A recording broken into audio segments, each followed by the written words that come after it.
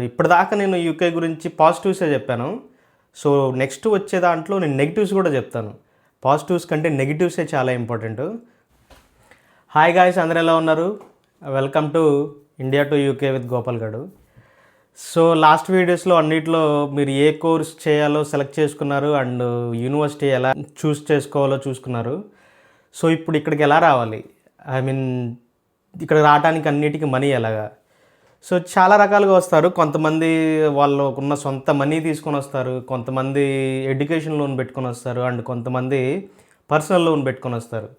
So, నన్ను అడిగితే నీకు ఓన్గా మనీ ఉంటే అది నీ ఇష్టం, అది ఎలా అయినా ఖర్చు పెట్టుకోవచ్చు. అండ్ పర్సనల్ లోన్ మాత్రం తీసుకొని రావద్దు.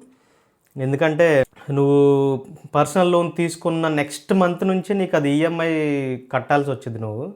సో, ఇక్కడికి వచ్చి ఆ ఈఎంఐ కట్టడానికి మనీ సంపాదిస్తానంటే నీకు ఆ స్టడీస్కి టైం ఉండదు. సో, మోస్ట్లీ ఎడ్యుకేషన్ లోన్ తీసుకోండి, అది చాలా బెటరు. నువ్వు ఎడ్యుకేషన్ లోన్ తీసుకొని వస్తే ఏంటంటే నీకు కోర్స్ అయిపోయిన తర్వాత నీకు ఈఎంఐ కట్టే ఆ టెన్యూర్ అనేది స్టార్ట్ అవుద్ది. So, you don't need to worry అనమాట. అంటే వచ్చిన నెక్స్ట్ మంత్ నుంచే నాకు ఈఎంఐ కట్టాలి, నాకు పార్ట్ టైం జాబ్ కావాలి, వెంటనే మనీ ఇంటి దగ్గర ఆ ప్రెషర్స్ ఉంటాయి, మనీ కట్టాలి, ఈఎంఐ కట్టాలని చెప్పేసి.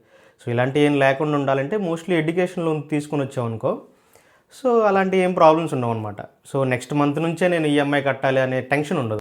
సో, ప్రిఫరబుల్లీ ఎడ్యుకేషన్ లోన్ మీద రండి, ఆర్ మీ ఓన్ మనీ ఉంటే పెట్టుకోండి, అది బెస్ట్. ఇప్పటిదాకా నేను యూకే గురించి పాజిటివ్సే చెప్పాను. సో, నెక్స్ట్ వచ్చే దాంట్లో నేను నెగిటివ్స్ కూడా చెప్తాను.